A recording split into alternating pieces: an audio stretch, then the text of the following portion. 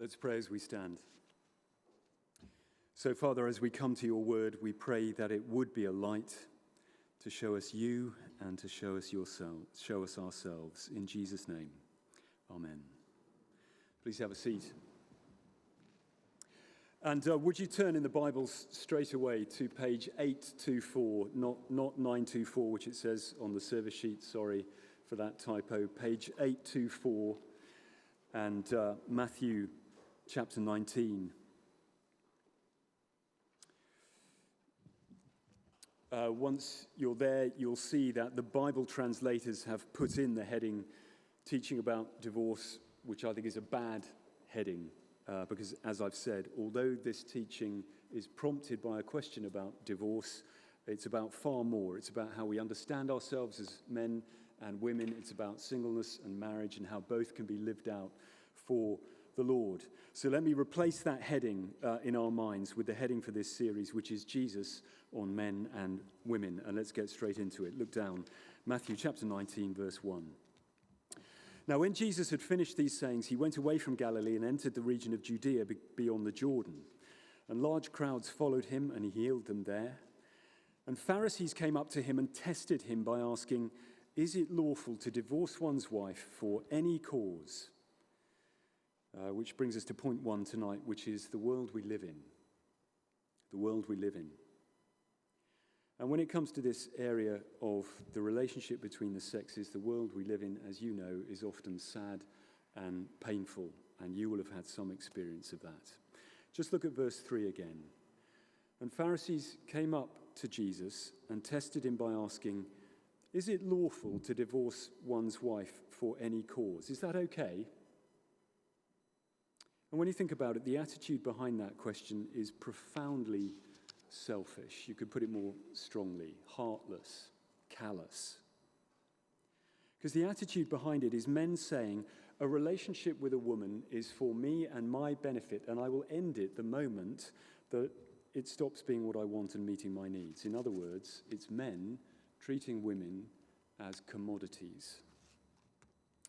And the Pharisees did teach that a man could divorce his wife simply because he was no longer pleased with her, and that he then had the right to remarry someone he preferred. It was a swap.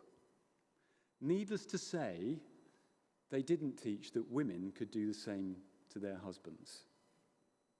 So this wasn't just men treating women as commodities, it was also men failing to treat women as equals, both of which are characteristic sins of us men, and both of which Jesus rebukes here and elsewhere in his teaching, which is radical in how he affirms women and their equality with men.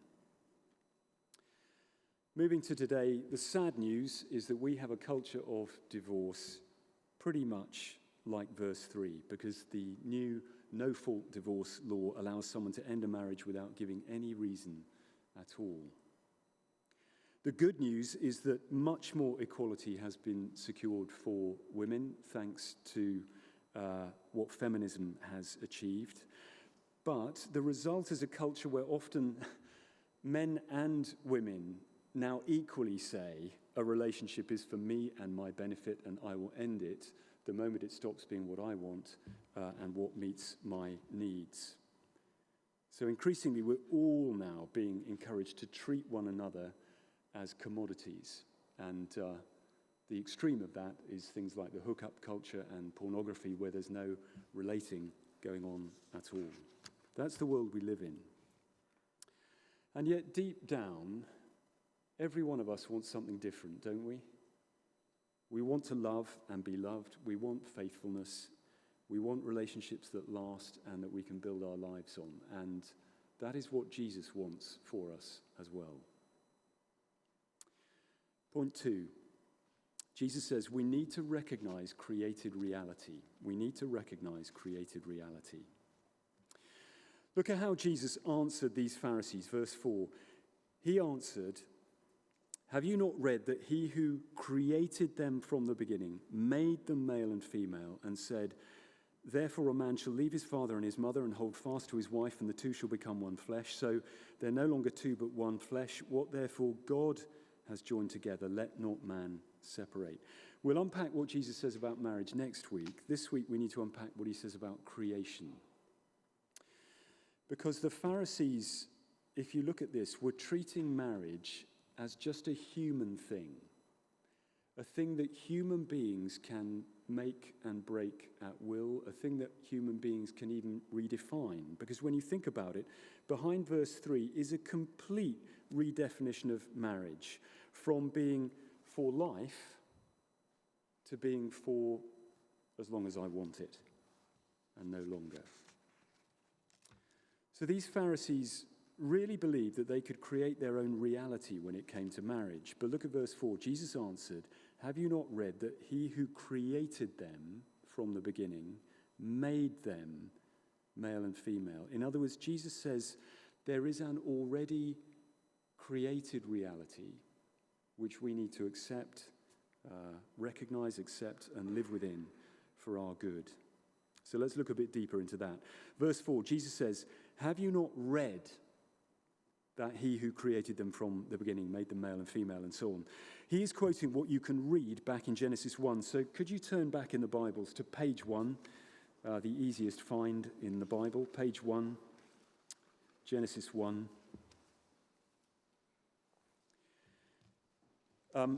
At this point, at least some of you, I'm sure, will be thinking, but Genesis is ancient and outdated.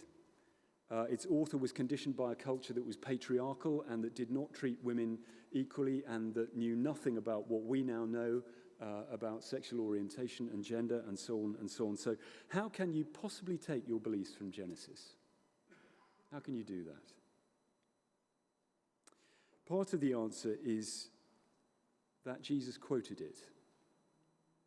"Have you not read," he says, and then he quotes Genesis 1 and 2 as true and authoritative. So here's the line of thinking. If I believe Jesus rose from the dead, and I therefore believe he was and is the Son of God become human, I am committed to believing his teaching. Otherwise, I'm saying God can be wrong. And that includes his teaching that the Old Testament is true and authoritative. But in this bit of Matthew 19, Jesus also teaches why the Old Testament is true and authoritative. So in Matthew 19:4, up on screen, Jesus answered, "Have you not read that he who created them from the beginning," in other words, God his Father, "made them male and female and said," open quotation marks. So Jesus is saying what comes next is what God said. What comes next is God's word. And what comes next is Genesis 2, verse 24. So just turn over to page 2 in the Bible and have a look at Genesis 2, verse 24, which says, "Therefore a man shall leave his father and his mother and hold fast to his wife, and they shall become one flesh," which is not one of those verses which goes, this is what God says, open quotation marks, direct speech from God. It's simply the words of the human writer of Genesis. And yet Jesus says simultaneously, they are God's words. Or to put it better, they are God's words through human words, as a result of God guiding the human writer to write exactly what he wanted written. And to use the jargon, that is called the inspiration of the Bible, which Jesus taught. And therefore, again, on his authority, I accept. So that goes some way to answering the criticism that Genesis and the whole Bible is ancient and outdated. If it is God's words through human words, and since God doesn't change his thinking on anything, then the Bible continues to be bang up to date all the way through time. It also goes some way to answering the criticism that Genesis and the whole Bible is just a product of the human writer's mind and culture. Because again, there's the human writer, there's God. He was able to guide the human writer to reflect his own mind rather than just the mind of the writer and his culture. And one piece of evidence of that is actually Genesis 1 and 2, because what it says about the equality of men and women and the companionship of marriage was completely unique in the cultures around of that day. So that's why I take it Genesis is true and authoritative. So back to page 1 and Genesis 1 and verse 1. You probably know this anyway, but it's good to start with it because Jesus picks up this phrase several times. In the beginning, God created the heavens and the earth. Then skip to verse 26. Then God said, let us make man, that is mankind, men and women, in our image after our likeness, and let them have dominion over the fish of the sea and over the birds of the heavens and over the livestock and over all the earth and over every creeping thing that creeps on the earth. So God created man, that is mankind, men and women, in his own image. In the image of God he created him, male and female he created them. That last line is what Jesus quotes. So the first thing to say from that is that our sex, whether we are male or female, is not the most important thing about us, nor is whatever male-female relationship you may have going right now or in the future. The most important thing about each of us is that we're made in the image of God. So I've got a good friend called Al. His son joined our church family last year, and he is uncannily like Al. I find it unnerving, not just in looks, but in his laugh, his mannerisms, his walk, his dress sense sometimes, you name it. To use the phrase, he's the spitting image of Al. You look at him and you see Al reflected, partly because he was jointly created by Al, that's why he looks like him, but mainly because of his relationship with Al. That's why he acts like him. And each of us was made to be the image of God by living in relationship with God so that we then reflect God out to everyone around us. And that relationship is our number one relationship. So that is the number one place to find our identity. In other words, to answer the question, who am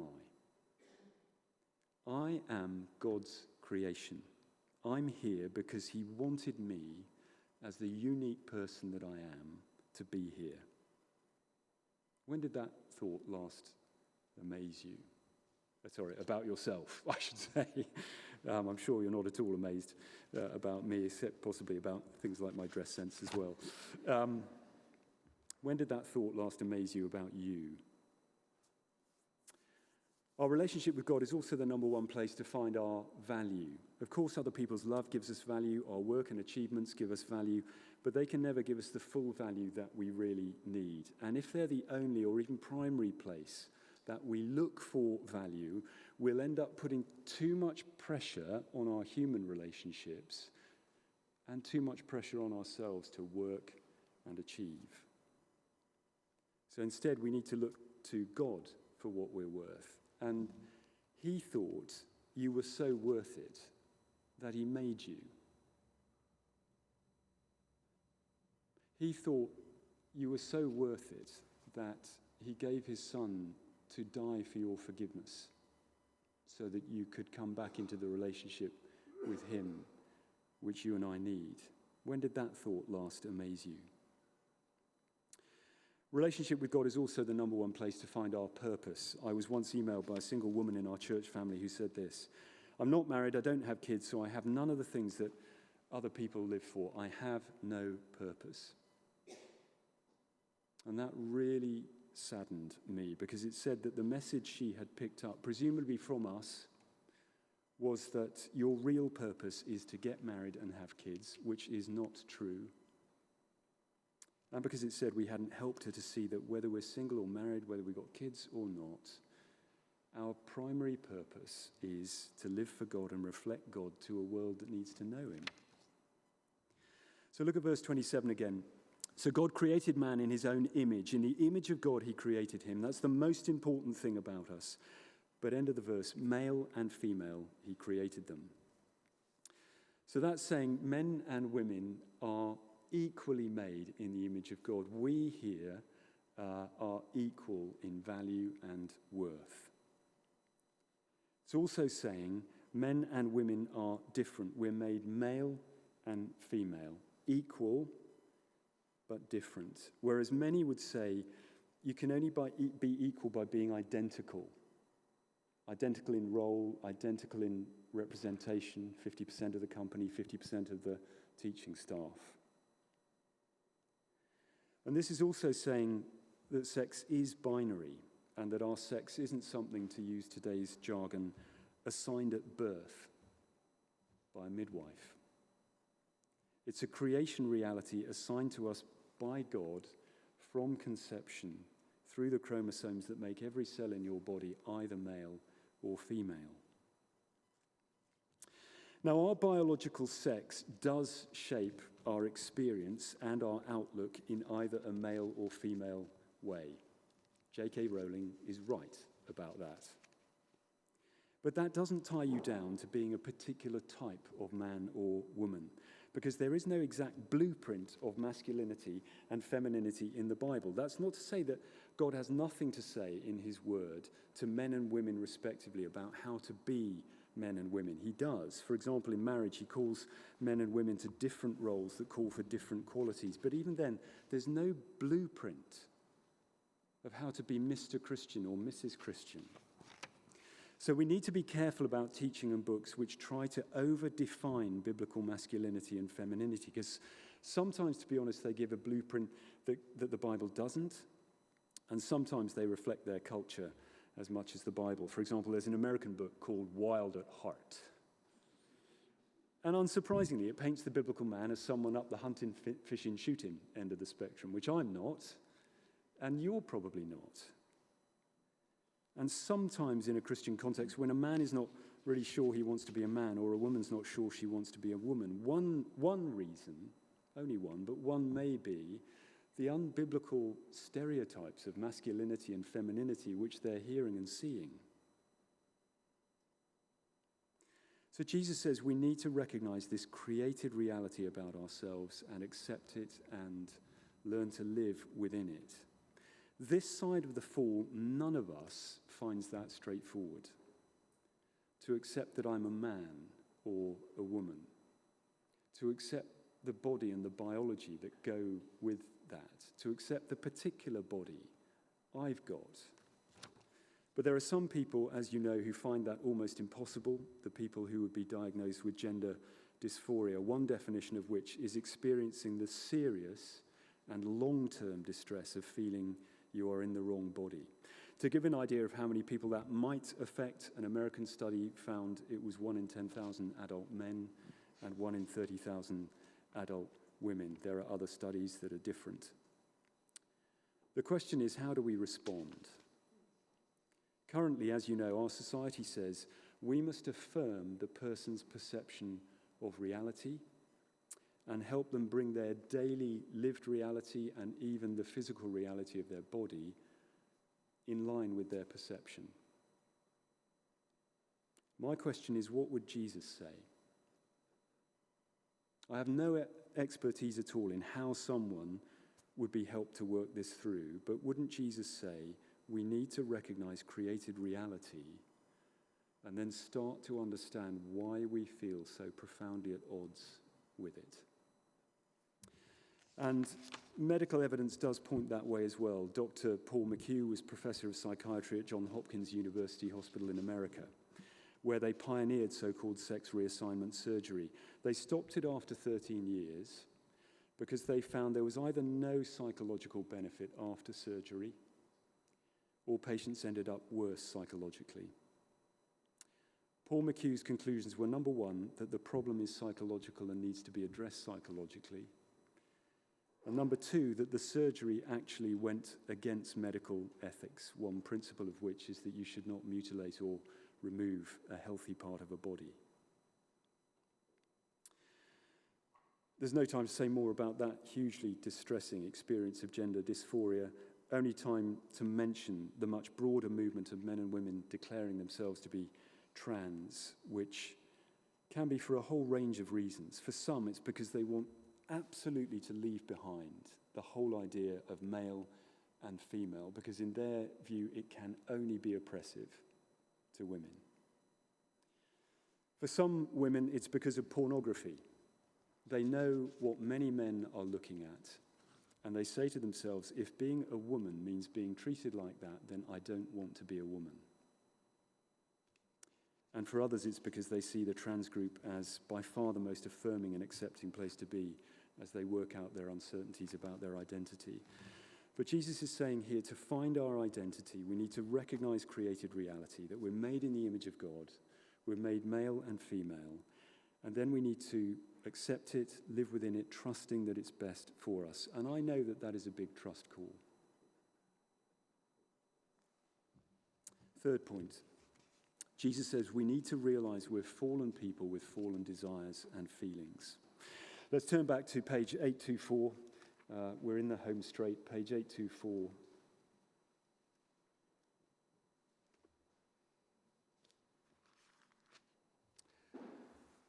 And Matthew 19 again. So these Pharisees ask, is it lawful, is it okay to divorce one's wife for any cause? And Jesus takes them all the way back to creation, from where he answers their question at the end of verse 6. End of that verse, he says, what therefore God has joined together, let not man separate. Verse 7, they said to him, why then did Moses command one to give a certificate of divorce and to send her away? So they're going back not to creation, but further along in the Old Testament narrative to the law, God's law given through Moses, where there is one law about divorce. It gives no permission, still less, as they put it, command to divorce. It's simply assumed that, sadly, in a fallen world, men will divorce their wives. And what it commanded was what must then be done to protect the woman, because God feels and cares deeply for those in that situation. So these Pharisees were making the mistake of thinking their desire to divorce was okay, was even affirmed because it was mentioned in God's law. But Jesus said to them, no, your desire to divorce like this is part of your fallenness, and God's law does not affirm it at all. Look on to verse 8. Jesus said to them, because of your hardness of heart, your fallenness, Moses allowed you to divorce your wives. Again, that doesn't carry the idea of permission or encouragement, but acceptance and regulation of the sad reality of divorce to limit its damage. But, says Jesus, from the beginning, let's go back to the beginning. From the beginning, it was not so. So Jesus was saying to them, you need to realize you're fallen people with fallen desires and feelings. So you mustn't look unquestioningly at your desires and feelings to tell you how to live. You need to go back to creation and look up to your Creator to tell you. And Jesus would say the same to us, because the Bible says since the fall, since Adam and Eve turned away from God in Genesis 3, all human beings have been born fallen, and that affects every single part of us, including our sexuality. So one thing that needs saying is that everyone here has a fallen sexuality, starting with me. For some of us, at least, that includes, for now, at least, experiencing same-sex attraction. And I want you to know that that is no worse than the fallenness of those who experience heterosexual attraction. For example, sadly at school I encountered pornography. All of us who have done that know that it leaves you with a weakness and an inclination to it that doesn't go away and that needs constant vigilance and accountability to guard against it. That is just one example of heterosexual fallenness. There are many, many, many more. And I want to say, if you experience same-sex attraction, your fallenness is no worse than mine. We are in the same boat. We're just on different sides of the seat. I also want to say, if we're trusting in Jesus, God looks down at us in the boat through the lenses, if I can put it like that, of what Jesus did for us on the cross to take away our sin. And as a result, he does not see our fallenness at all. And he doesn't see the track record of our failure at all. He sees us in Jesus. He sees us clothed with Jesus' righteousness. And he looks at us and he loves us as we are. And that's the hardest thing to believe tonight of all, I know. The last thing that he's saying is this. We are constantly being told that we should look inside to our own desires and feelings to tell us how to live. We might find there same-sex attraction, or the feeling that we would rather be a different sex, or the desire to walk out of our marriage, or many other things. And we are told that all those desires and feelings are the real us, and we should live them out in order to be our authentic selves. Jesus says that isn't true. He says we need to recognize we're fallen people with fallen desires and feelings. That means that we shouldn't unquestioningly look inside and think that everything in there is the real me, that everything in there is going to be good to live out. Because inside each one of us, there's actually a mixture of what is good from creation and what is fallen from the fall. So I realize we each need to decide who we're going to trust and follow in all this. It's not something for me to press on anyone. Speaking personally, the reason above all that I've gone for Jesus and stayed with Jesus is that his dying for me shows he has my interests at heart like no one else. And 35 plus years of living for him, however hard it's been at times in this area, has repaid my trust. So Jesus calls us to look to him, to find who we're meant to be, and then to find the strength to be it. And that's what we're going to do right now as we sing this wonderful prayer song, O great God of highest heaven, occupy my lowly heart. Let's stand and sing.